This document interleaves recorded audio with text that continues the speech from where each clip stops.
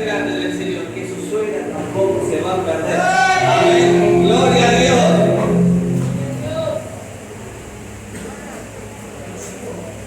San Mateo capítulo 4, el versículo 12 en adelante. Si lo tienen me dicen amén, ¿sí? Gloria a Dios. Yo sé que la iglesia está pasando, ¿verdad?, por un tiempo donde el enemigo está tirando dados constantemente, ¿verdad? Y yo lo sé porque con muchos hermanos me han tocado el honor de hablar, ¿verdad?, de ciertas circunstancias que van pasando. Y yo sé que el enemigo se está levantando porque sabe que al final del día usted tiene la victoria. Y por eso el enemigo se levanta contra su casa, contra sus hijos, contra su familia. ¿Ven? Porque él sabe que cuando usted aprenda a mirar un poquito más, la cosecha es abundante, ¿verdad? Dice así su palabra. San Mateo capítulo 4, versículo 12 dice: cuando Jesús oyó que Juan estaba preso, volvió a Galilea y dejando a Nazaret vino, habitó en Capernaum, ciudad marítima, en la región de Zabulón y de Neftalí, para que se cumpliese lo dicho por el profeta Isaías cuando dijo: tierra de Zabulón y tierra de Neftalí, camino del mar, al otro lado del Jordán, Galilea de los gentiles, pueblo asentado en tiniebla, vio gran luz, y lo asentado en región de sombra de muerte, luz le resplandeció. Tremendo, ¿verdad? Dice que los que moraban en tinieblas, luz les resplandeció, y los que estaban en sombra de muerte, dice. Qué tremendo, ¿verdad? Porque aquí el escritor Mateo aclara algo tremendo, dice: los que estaban en tinieblas, o sea, un sector, y los que moraban en sombra de muerte, ahí llegó la luz de Cristo y resplandeció, dice, ¿verdad? Y esto había sido profetizado más de, creo yo, si no me equivoco, más de 600, 800 años en el libro de Isaías, antes que venga esto. Quiero decirle algo: lo que usted profetice, no importa si tarda un mes, 2 meses, pero al final del tiempo Dios va a cumplir lo que Él dijo. Amén. Aleluya. Imagínense estas personas que estaban sentadas en tinieblas.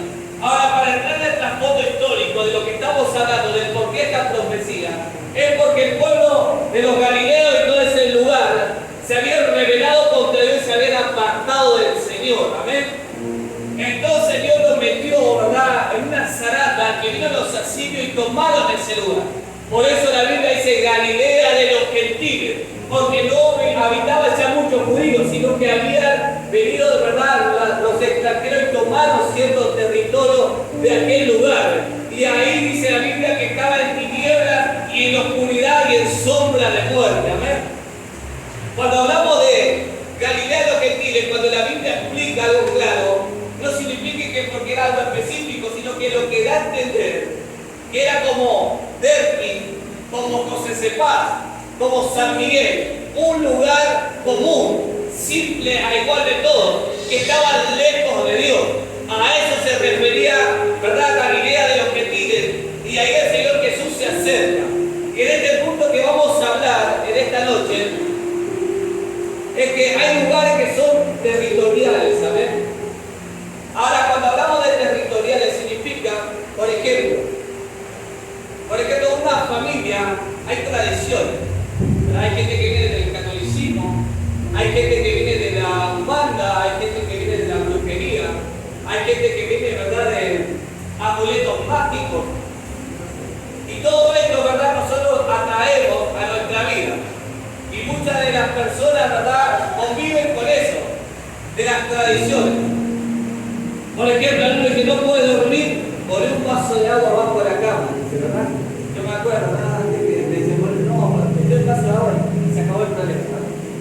Después, a mí, por ejemplo, yo sufría mucho dolor de muela cuando era pequeño, cuando era chico, y me hacían de todo, ¿verdad? Viste que cuando vos sos chico sos el experimento de los padres. Entonces venía mi mamá y dice, no, porque me acuerdo que mi abuela agarraba un sapo de la calle que saltó 3 veces y se lo metía en la cara. Y por allá venía mi mamá, ¿verdad?, con el sapo de la cara y que lo pasamos y no pasaba nada, ¿verdad? Y así, y de repente cuando uno se te cura, uno regresa, bueno, ¿qué vamos a hacer? Vamos a tener que ir a la viejita de la esquina que cura no sé qué cosa, que ella ahora cosa rara, y ahí te mete, y de repente salía, no, el diablo me está cuidando, ¿verdad?, porque no sé qué. Entonces nosotros tenemos arraigado ciertas cosas, ¿verdad?, de las tradiciones que vivimos. Y cada lugar, cada región tiene algo en particularidad, ¿verdad? Usted va a Corrientes está el Gauchito Gil. Usted va a la ruta no sé qué cosa y está allí, la verdad, desde el cantante pasó a sanar, a hacer milagro y todo, pero bueno. Y así, ¿verdad? Cada uno tiene un ídolo en especial, aún, ¿verdad? Aquí en la iglesia algunos podrían ver, no sé, un cantante famoso, un futbolista, ¿verdad? No sé, X. Entonces cada uno tiene, ¿verdad?, algo que va impartiendo a sus generaciones. Y hace poco escuché un hombre que decía, en lo que adoras te convierte, dice, ¿verdad? Entonces muchas veces lo que tanto adoramos nos terminamos convirtiendo, ¿sí? Y a mí lo que me sorprende de esto, para lo que vemos fundamento bíblico, ¿verdad?, que hay ciertos lugares donde Jesús dijo esto, en particularidad dijo, cuando un hombre llega a una casa y se toma al hombre fuerte y lo amarra o lo ata, esta persona puede entrar tranquilamente en la casa, sacar el botín y con lo que está afuera compartirlo. ¿Por qué? Dice Jesús. Porque el hombre fuerte de ese lugar es tratado, si como tratado no se puede defender. Y aquí uno mayor, dice el Señor Jesús, que se lo pone y todo, entonces nuestro Señor Jesucristo es mayor, ¿verdad? Pero el punto que vamos en esto es que cuando Jesús habla de un hombre fuerte, ¿verdad?, puede ser un pensamiento, ¿verdad?, puede ser una fortaleza, ¿verdad? Y no solamente esto pasa allí afuera, también pasa en las iglesias. Nosotros venimos en las cosas de Dios y no hay cosa peor que la persona que no se instruye, ¿verdad? Porque la persona que no se instruye en el Evangelio es una persona, dice la Biblia, esto lo digo yo, el Timoteo dice que es una persona neófita, dice, ¿verdad? Una persona que no recibe corrección, una persona que no le interese que esa es su manera. Entonces agarra la Biblia y dice, bueno, acá yo creo que dice esto. No, pero no es lo que vos crees, es lo que Dios está diciendo. Y esa persona tiene una fortaleza tan tremenda en su mente, en su corazón, que a pesar de que caen en un liderazgo, sigue teniendo esa fortaleza, ¿verdad?, donde no puede expandirse más. Por eso una vez, cuando estuvimos acá en el Instituto Bíblico, ¿sí?, había explicado que muchas veces hay líderes, ¿verdad?, que lo peor es que cuando los líderes van tomando cargo sin ser reformados. Porque esas personas terminan siendo un obstáculo, ¿verdad?, al Evangelio y al progreso, porque tienen algo arraigado en su corazón, que esa es su manera. Y cuando usted quiere corregir ciertas cosas, la persona no lo va a aceptar, ¿amén?, aunque baje Dios, ¿sí? Y eso es algo que va arraigando en el corazón, es una fortaleza mental que tiene que ser rota, ¿amén? Entonces, ¿cómo explicamos esto bíblicamente? Bueno, en el Nuevo Testamento dice la Biblia que Pablo estaba yendo a predicar a Chipre, dice, ¿verdad? Y dice que, si no me equivoco, en una de las provincias de Chipre, dice que había un mago llamado Elimás, dice, ¿verdad? Y dice que este estaba con el procónsul, dice la Biblia, y cuando llega Pablo y Bernabé, este hombre, dice Sergio Pablo, si no me equivoco el nombre, lo llama a Bernabé queriendo escuchar la palabra del Señor. Pero la palabra dice en Hechos de los Apóstoles que este mago Elimás le resistía. ¿Por qué le resistía? Porque él en aquella región era como un grupo, como un santero, ¿verdad? Como un curatero, era un mago que se hacía llamar y se hacía atemorizar al pueblo, ¿verdad? Entonces imagínense en la antigüedad que los pueblos eran pequeños y era, no, está el mago Elimás, no nos metamos con él porque mirá que si él te maldice, estamos en el horno. Todos tenemos que estar atemorizados del mago Elimás. Y eso es lo que estaba pasando hasta que llega Pablo y Pablo lo mira y dice, veo que en prisión de tinieblas y oscuridad está, que la mano de Dios sea sobre ti, dice la palabra, que automáticamente este hombre cayó ciego. ¿Qué fue lo que pasó ahí? Pablo se tuvo que enfrentar en una potestad o en un principado que estaba tomando territorialmente, que estaba actuando en una persona. ¿Me está siguiendo hasta ahí? Por eso Pablo, Romanos capítulo 10, cuando lo estudiamos, dice, ¿cómo van a escuchar el Evangelio si no hay nadie que les predique? ¿De qué sirve orar todo el tiempo aquí en la oración si nadie predica? Elimás va a andar ahí, ¿verdad?, danzando con todo y nosotros hablando, no tiene sentido. Porque la función del Evangelio es que yo oro y me enfrento al mal. Yo oro y digo, Padre, que las manos caigan, porque le estoy diciendo que el Evangelio que estoy predicando es el que hace milagros y que Jesús resucitó. ¿Ven? Pero muchas veces nosotros estamos aquí, Padre, Padre, Padre, y hay más por ahí, usted acá, usted por allá. Y la loba crece, la sociedad, ¿verdad?, está en la destrucción, todo, y nosotros seguimos orando. ¿Y sabe qué fue lo que hizo Pablo? Pablo ahí que él enfrentó a un hombre territorial. ¿Usted quiere otro versículo? Pablo estaba predicando y de repente vino una bruja que tenía espíritu de adivinación, dice la Biblia. Y dice que Pablo iba todos los días y esta mujer llega, acá está el Dios del cielo, del Dios Santísimo, el Dios Santísimo. Dice la Biblia que pasados los días, Pablo, lleno del Espíritu Santo, se dio vuelta y dijo que el Señor te reprenda. Y automáticamente la mujer quedó libre, dice la palabra del Señor. ¿Y sabe qué pasó? Dice la Biblia que todos se empezaron a convertir al Señor. Y cuando se empezaron a convertir al Señor, los que hacían estatuas de la diosa Diana empezaron a tener pérdida. Imagínense usted que todos los adictos que están afuera empiezan a venir a la casa de ellos. El que vende droga va a decir, pará, no puedo pagar el wifi. ¿Qué está pasando, verdad? No puedo cargarle nafta, encima que aumentó. ¿Qué está pasando? ¿Dónde están mis pequeñitos, verdad? Están todos allá, en generación de fuego. ¿Y qué van a hacer, verdad? ¿Van a empezar a buscar a los brujos? No, cierren esa iglesia, busquen algo, porque estoy perdiendo la ganancia de mis bienes. Eso es lo que estaba pasando con Pablo. Pablo llegaba a un lugar, y como el hombre estaba lleno de Dios y sabía lo que el reino de Dios tenía que hacer, la gente se convertía al Señor, y todo ese lugar quedaba en ruina. ¿Qué fue lo que pasó ahí? Pablo no solamente oró en un lugar secreto, escondido, que nadie lo vea. Él oró, pero él se presentó ante las personas a predicar el Evangelio. Pablo en un momento venía predicando el Evangelio, llega a un aeropago en Atenas y dice, vengo a contarle algo. Al Dios no conocido que tienen ahí, a ese le vengo a predicar. Dice que todo ese aeropago, dice que nadie le prestó atención, pero una persona se acercó y dijo, yo sí escuché el Evangelio. Y ahí se abrió una iglesia. ¿Qué quiero decirle, iglesia? Tal vez cuando usted predique el Evangelio, sí, usted no va a ver nada en el mundo natural, pero en el mundo espiritual hay una guerra de fortaleza que se está desatando. ¿Amén? ¿Por qué? Porque usted está está peleando con las fortalezas espirituales de la mente de las personas que están oprimidas, que están en tinieblas, que están en la oscuridad. Por eso cuando usted empieza a predicar la palabra del Señor, hay algo que a las personas les pasa como nos pasó a nosotros, que el velo se rompe y podemos ver la gloria de Dios. Entonces cuando alguien te dice, hey, porque Dios te ama de tal manera, uno puede entender que el amor de Dios te alcanzó, amén, porque la palabra de Dios entró como un martillo y quebrantó, amén, todo lo que estaba en el corazón para que haya salvación a nuestra vida. Aleluya. Ese es el primer punto, amén. Cuando las cosas espirituales empiezan a funcionar, hay lugares, ¿verdad? Que es más, quiero decirle algo. Hay personas aquí que en su casa tal vez nadie congrega, y eso también está teniendo una lucha espiritual, porque está peleando constantemente con las tradiciones de su casa. Yo he conocido testimonios que los padres han echado a sus hijos por el simple hecho de seguir el Evangelio de Jesucristo. Amén. Le han dicho, aquí los evangelios no entran, aquí los evangelios no son, porque eso está todo loco, nosotros somos esto y punto, ¿verdad? Y hay personas que tuvieron que ser perseguidos en su propia casa por el Evangelio. Ahora, imagínense, ¿verdad? Si esa fortaleza no está, ¿verdad? En el barrio, en la ciudad, usted vaya a cualquiera y quiera predicar el Evangelio. Cuando recién nos mudamos aquí, en la avenida, acá afuera, los sábados, siempre había problemas. Algunos se querían pelear con cuchillo, con piedra, con botella. Y quiero decirle algo, desde el año pasado, que pasó la fiesta, no hay pelea ahí afuera.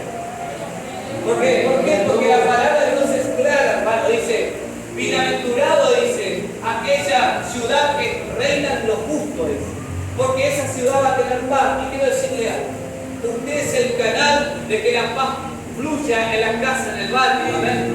Y quiero decirle algo, cuando una sociedad está declinada, lo primero que vienen es en la iglesia, porque la palabra dice que nosotros somos la sal y la luz de este mundo.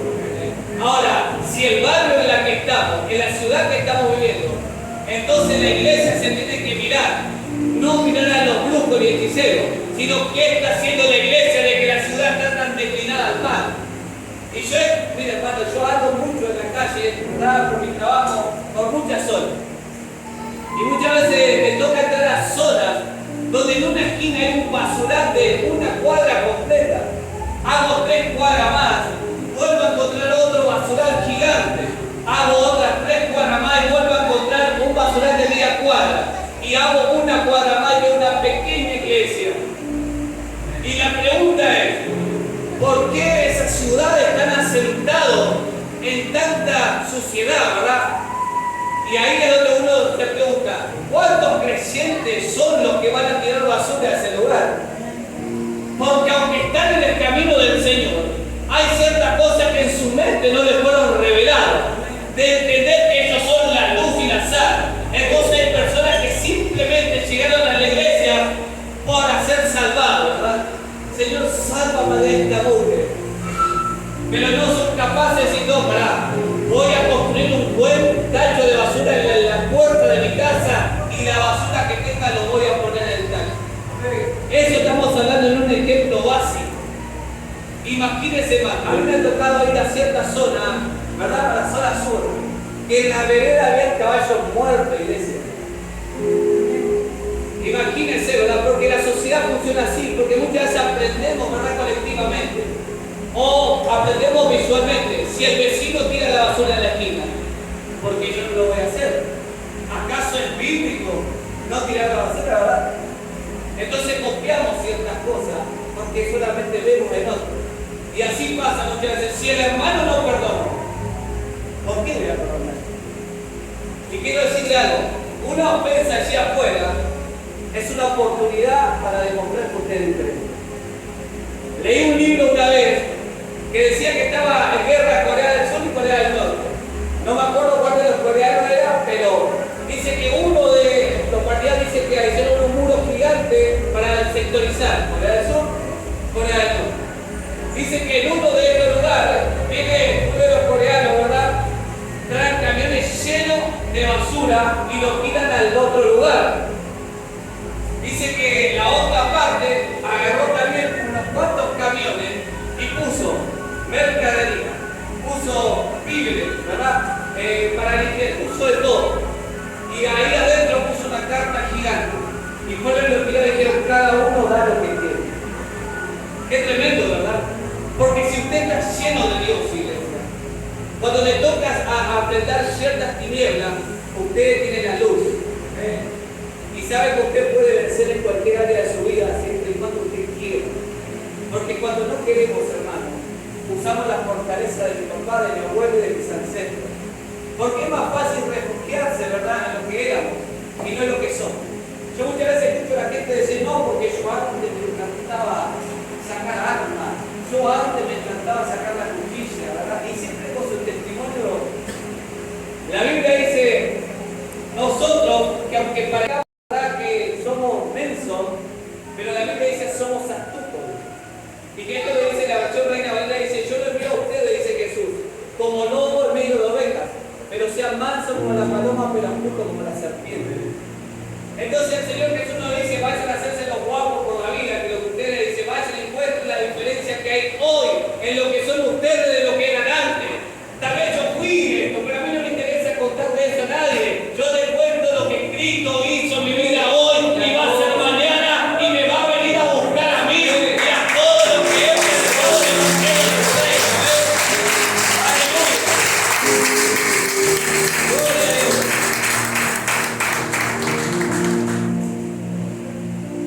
Y la segunda es que Colosenses capítulo 1, el versículo 15 dice, del 13 en adelante dice, porque Dios nos ha trasladado de la potestad de las tinieblas al reino de su amado Hijo. Entonces, vemos el segundo punto de la lucha espiritual. ¿Y esto cómo funciona? Funciona que yo no estoy peleando con mi hermano, ni con mi vecino. Efesios capítulo 6, versículo 12 en adelante dice, porque no tenemos lucha contra carne y sangre, sino mire lo que dice, contra principados, contra potestades, contra fuerzas de maldad que operan en las regiones celestes. Por tanto, dice, seguid vuestro lomo con la verdad, calzados vuestros pies con el evangelio de la paz. ¿Y qué más dice? Tomando el escudo de la fe para apagar todo dardo de fuego del maligno. El yermo de la salvación y la espada del Espíritu, que es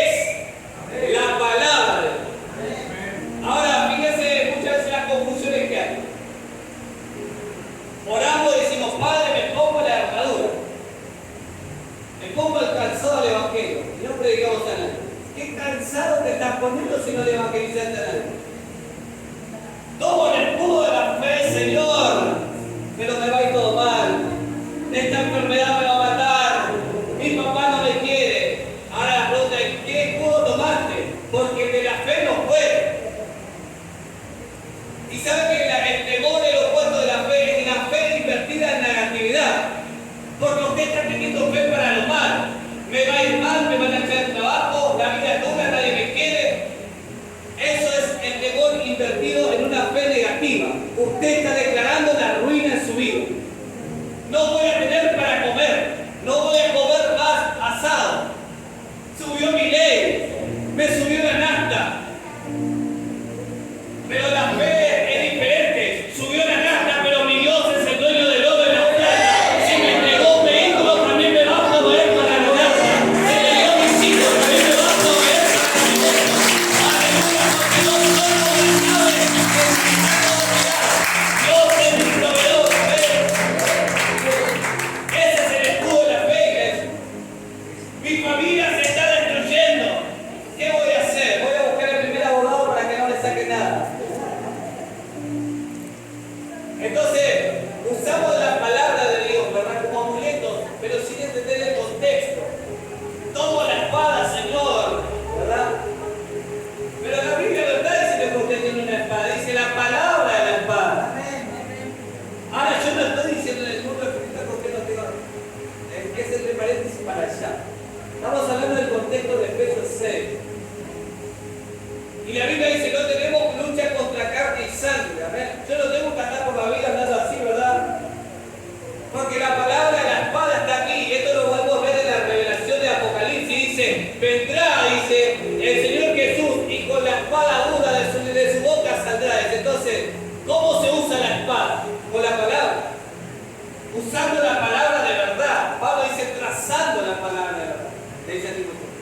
Entonces, la palabra, ¿verdad?, de la armadura que estamos viendo en el mundo espiritual es consecuencia de la vivencia que yo tengo. Yo no puedo decir que estoy cansado de la puerta del Evangelio de la Paz cuando me da temor hablar del Evangelio. Yo no puedo decir que tengo el yermo de la salvación cuando constantemente estoy dudando de mi salvación. Hay personas que están ahí con ¿seré salvo o no seré salvo? ¿Verdad? ¿Me salvaré o no me salvaré? Hace poquito me encantó un video, dice cuando el pastor pregunta si sos salvo, y había un 5%, 40%, 60%, 98%. Hermano, nosotros fuimos salvados por la sangre del Cordero. En el libro de Apocalipsis capítulo 21 dice, la obra justa de los santos es el mismo filo que tiene. Entonces cuando usted es más justo es en su obra. Dice la Biblia que su vestido es como un lino. Pero que usted tenga una vestidura, por lo que usted haya hecho, las obras justas, no significa que esa obra justa le habilite la salvación. Porque la salvación se la habilitó Cristo en la cruz del Calvario. Por eso la palabra en San Mateo dice, por sus frutos los conoceréis. Entonces, si usted dice que fue redimido, salvado, entonces significa que usted fue hecho una naturaleza divina, nueva. Porque dentro de nosotros estaba, ¿verdad?, el corderito. Pero el antiguo Cristo fue formado dentro de nosotros. Eso es la naturaleza divina. Que Dios cambió todo lo que somos. Que somos transformados. Entonces, el segundo punto es que las luchas espirituales que las tenemos en el aire, con la potestad de las tinieblas. ¿Sí? Por eso David cuando estuvo orando dice que el ángel vino y dijo, che, vos desde que oraste ya Dios te escuchó. Bien. Pero ¿sabes cuál fue el problema? Que estaban ahí en el mundo espiritual y estaban haciendo guerra hasta que vino Miguel y me ayudó con esto y hasta que se abrió el camino. Entonces hay cosas en su vida que no llegan, no es porque en sus oraciones no llegaron a Dios. Es porque hay un principado que se mete, ¿verdad?, en contra de su familia. Por eso capaz que Dios hoy le dice, te voy a bendecir económicamente, usted va a su casa, a ver a la cena, y está vacía. Y uno le dice, Señor, pero si vos me dijiste, sí, pero tranquilo, ahí está Miguel peleando, ya está llegando, tranquilo. Entonces ese es el segundo punto del cristiano, que hay cosas, fortalezas espirituales que las tenemos que vencer, y es así, son en la escritura, ¿verdad? Es que escritural, son a través de la palabra del Señor. Es que si yo tengo el escudo de la fe, es porque vivo en una fe, ¿verdad? Entonces usted ahí está venciendo las potestades, los principados que están operando en las regiones celestes. ¿Por qué? Porque nosotros tenemos que entender esto. La palabra dice en Génesis capítulo 1 que al hombre se le dio dominio en la tierra, en lo mal que en el aire dice el hombre vuela toda ave del cielo, ¿verdad? Entonces el hombre tiene autoridad, por eso el hombre puede crear aviones y no se cae. Por eso nosotros podemos, ¿verdad?, andar por ciertos lugares y tenemos dominio, autoridad. Por eso hay científicos que pudieron crear automóviles, bicicletas, motocicletas, ¿verdad? Porque dio autoridad al ser humano de gobernar y subjugar este lugar. Pero desde que el hombre cayó, ¿verdad?, dice que el príncipe de la tiniebla está tocando la tierra de este lugar. Pero está el segundo cielo, que es el ámbito de la potestad, están trabajando los principados. Por eso la Biblia dice que no se encontró lugar a Satanás con Dios. Por eso la palabra de Dios dice, subiré al trono de Dios, significa que está abajo. Y después está el trono de Dios, amén. Donde las cosas funcionan y vienen hasta la tierra. Entonces cuando nosotros entendemos estos lugares, esta cosa espiritual es donde nosotros empezamos a tener cautela, amén. Por ejemplo, la Biblia en el libro de Judas dice, ni su ropa contaminada toquen.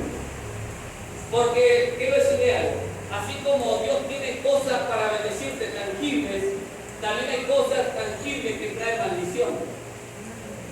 Por ejemplo, leamos, no lo vamos a buscar, pero leamos a Corintios, ¿verdad? La cena del Señor dice, porque la copa que bendecimos, dice la Biblia, es de bendición. Pero para aquellos que no disciernen el cuerpo, dice que esa copa que beben es juicio y maldición. Entonces, fíjese, el mismo amuleto que para uno es bendición, ese mismo amuleto termina siendo maldición para otro. Entonces hay ciertas cosas en el mundo espiritual que son amuletos que pueden ser de bendición, pero para otros son maldición. Y eso también está en Corintios 10, dice, porque ellos están brindando con los ídolos, a los sacrificados a los demonios. Amén. Entonces hay ciertas cosas en la Biblia y en la vida que nosotros podemos abrir puertas sin darnos cuenta. Por ejemplo, esto lo dice Jesús. Toda persona que fue liberada, dice la Biblia que el cuerpo de esa persona queda limpio, con luz. Pero dice que este enemigo que sale de ese cuerpo anda por todo lado y al tiempo regresa del lugar donde salió. Dice que mira el lugar, encuentra barrio y dice, entra y con él 7 peores. Y dice la palabra del Señor, el postrer estado de esa persona viene a ser peor. Entonces, ¿qué quiero decirle, iglesia?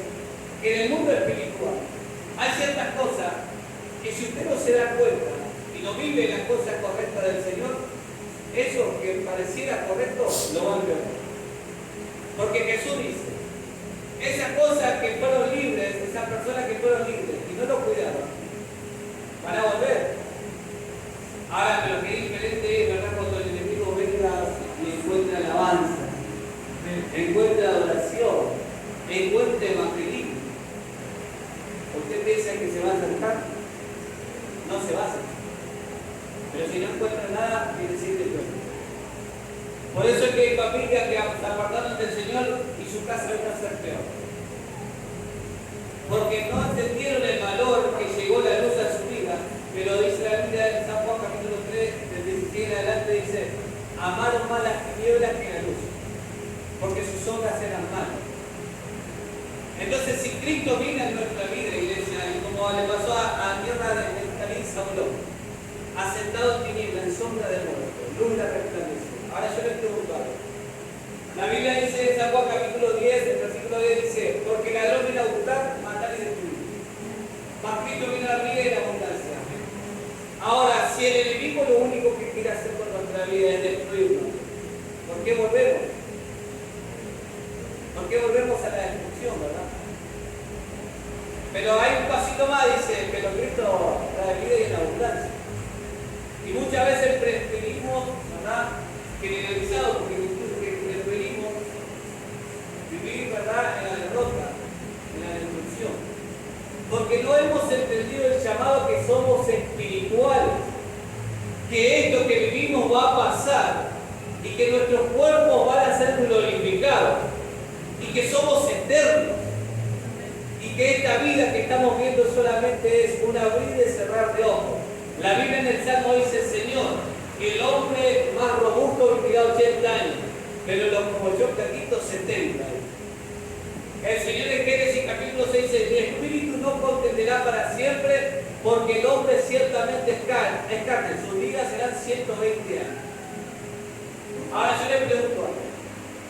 Si usted tiene 120 años para vivir y después que tiene una eternidad, ¿no vale la pena vivir espiritualmente? ¿No vale la pena ver el regocijo, verdad, de Dios moviendo su sangre a favor de nuestra vida? ¿No vale la pena, verdad, caminar en esa fe, verdad, que derriba gigantes y ver que toda una generación que viene entre ustedes son victoriosos, verdad,